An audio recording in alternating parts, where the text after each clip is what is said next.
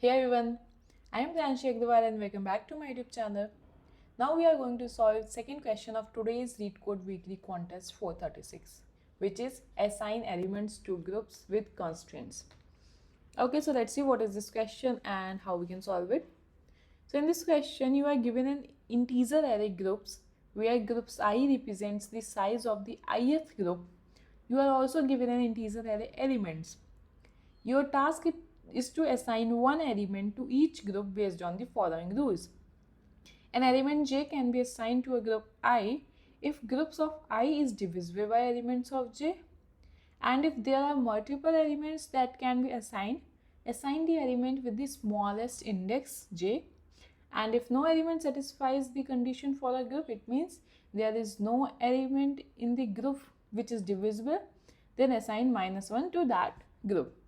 And finally, you will need to return an integer array assigned where assigned I is the index of the elements chosen for the group I, or -1 if no suitable element exists. And you should note that an element may be assigned to more than one groups. It is not the condition that if we have assigned an element to this group, then we can't assign this element to some other group. We can assign a single element to multiple groups.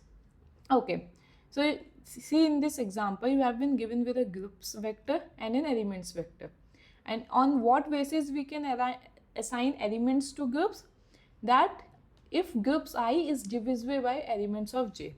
Okay, so let's see, in this group 8, 4, 3, 2 and 4.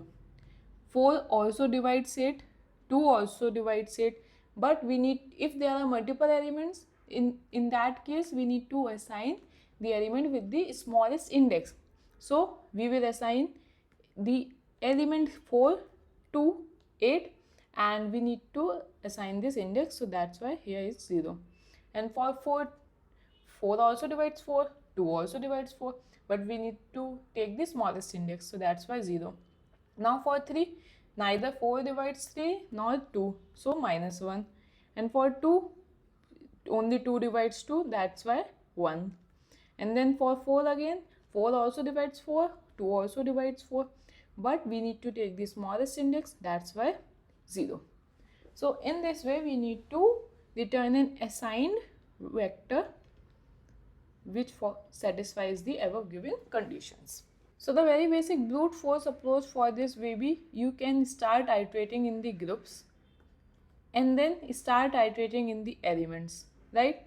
And for a particular group, check for each element whether that element divides that group or not. If yes, then store the element in the assigned, store the index in the assigned vector and just break out of that group.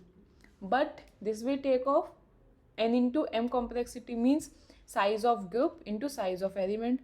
Okay, so the size of group can be up to 10 ki power 5 and the size of element can also be up to 10 ki power 5, so it will become 10 ki power 10, and this is not going to work, right? So this was the brute force which is not going to work due to the constraints. Okay, so let's see some other approach to solve this. So if we know all the factors of 8, or sorry, all the divisors of 8, let's say all the 1, 2, 4, 8, right? These are only the divisors of 8. If we can know the divisors of 8, and then we can find whether any divisors from this list exist in our elements or not, and then we can store the smallest index of that element. But the challenge here is that to find the divisors in the minimum time. So I will tell you that how to find the divisors of an element in big O of n time. If you don't know, then don't worry, I will tell you how to find it. So let's say if we have 8, so the square root of 8 will be under root 8, let's say for now only, because it will be in some decimal. Okay, so we will iterate till the square root of a number and we'll check if this divides 8, yes. If this divides this, then this 8 will also divide it. If 2 will divide it, then 4 will also divide it. Why? Let's take some bigger exact picture to understand. So the square root of 36 will be 6. So the elements before 6 will be 2, 3, 4, 5, 6, right? Okay. So if 1 divides 36, then 36 should also divide 36. If 2 divides 36, then 18 should also divide 36. How I am finding this? See, here we are iterating till the square root of 36 until all the elements. We will check whether a particular element divides that number. If yes, then that element and its divisor, which is 36 by 2, which is 18, will also divide that number. Similarly, if 3 divides 36, then 36 by 3, that is 12, will also divide 36. If 4 divides 36, it means 4 by 36, that is 9, will also divide 36. 5 divides 36? No. So 36 by 5 will also not divide 36. So in this way, we have got all the divisors of 36 in big O of root and complexity, right? Oh, so we have got all the divisors of an element in root and complexity. Okay, that's really a good thing for us. Okay, so what we can do in this question, let's say, if we can start iterating in our groups, right? And for a single element, we will start finding all the divisors until root n. Let's say the element right now is n, and we will start iterating in a for loop under root n, right? And inside that loop, we have got two divisors at a time. That is this divisor. Let's say if this is j to root n. So if j is a divisor, then that is the, I would say, for group right now, then group yj will also be a divisor. So we have got two divisors here, and we have already stored all the elements in our map till now to do a lookup, and we know, so that we don't need to iterate in the elements again and again. So we will check whether this j exists in our element. If yes, then we will store that index in the minimum index, and we will check if group by j exists in our element. Then we will also take that index and update our min index. And here we will declare our min index variable to keep the track of our minimum index of that element for a particular group. Okay, let's try run this once on this example 8, 4, 3, 2, 4 and 4, 2. Okay, elements are 8, 4, 3, 2, 4 and group is 4, 2. Cool. So in we have created a map, let's say 4, 1 and 2, 1. And let's say if there are repeating characters, so we will not update it because we need to keep the track of minimum index, right? Okay. So now we will start iterating in this groups vector. So right now we are at 8. Okay. So we will start iterating till the square root of 8, and then we will check whether 1 exists in the map. No, 1 doesn't exist in the map. Whether, as ever, we have seen what are the factors of 8, 1, 2, 4 and 8. Okay, so we will check whether 8 exists in the map. No, because in the starting we have 1, and then we will check for element y, this one, right? 8 by 1. So in the first iteration we will check whether 1 exists in the map. No, 1 doesn't exist. Whether 8 exists in the map. No, 8 also doesn't exist.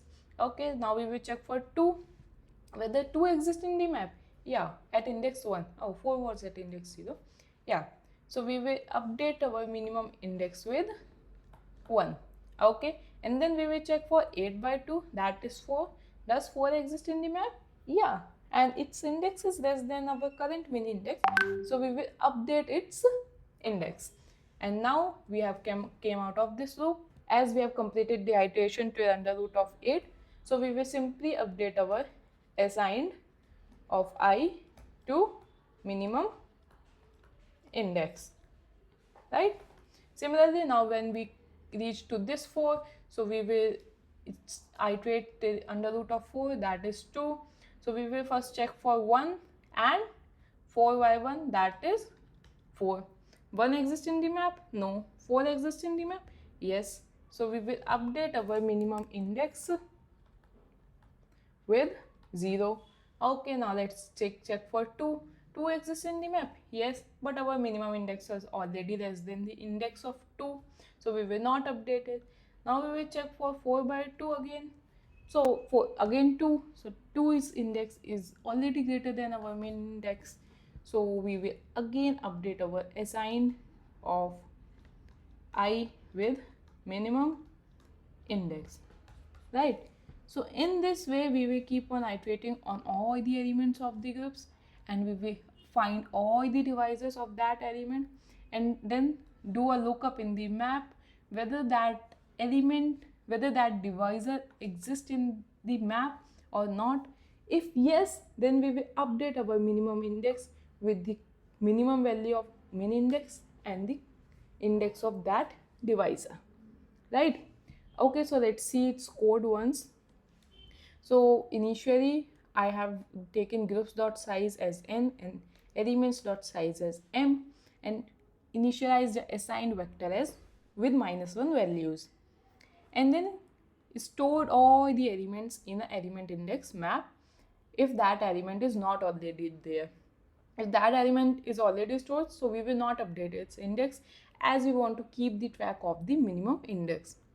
Okay, and then start iterating on the groups vector and initialize the minimum index with int max value, and then start iterating till under root of groups of I, right? If that divisor divides the groups of I, it means it is a divisor of that element. So we will then do a lookup in our map. If that element exists in the map, then we will update the min index, and then we will do a lookup for groups of I by divisor. If yes, if it also exists, then again we will update our minimum index. And then after coming out of this loop, if our minimum index is not int max, it means we have got some divisor, so we will update its index in our assigned vector. Okay, so now let's talk about its time and space complexity. So as you can see, we are using this one for loop for iterating in the groups vector, and then this another for loop for till under root of n, right? Till under root of n, and then just doing a simple lookup in an unordered map. So its time complexity will be n into under root of n, where this n is the size of the group and this n is the maximum element. So the size of the group is also can be 10 ki power 5, and the groups of I can also be up to 10 ki power 5. So its complexity will be 10 ki power 5 into under root of 10 ki power 5, right? And this space complexity will be simply big O of m, as we are storing all the elements in a map, right? Okay, let me just represent this n with some z, because this is the size of the group and this is the element of the group. So these both are not same, so let's represent it with z. Okay, so yeah, this was all for this question. I hope you get it, but if you still have any doubts, then you can post in the comment section. I will surely try to answer them. Till then, bye guys, see you in the next video.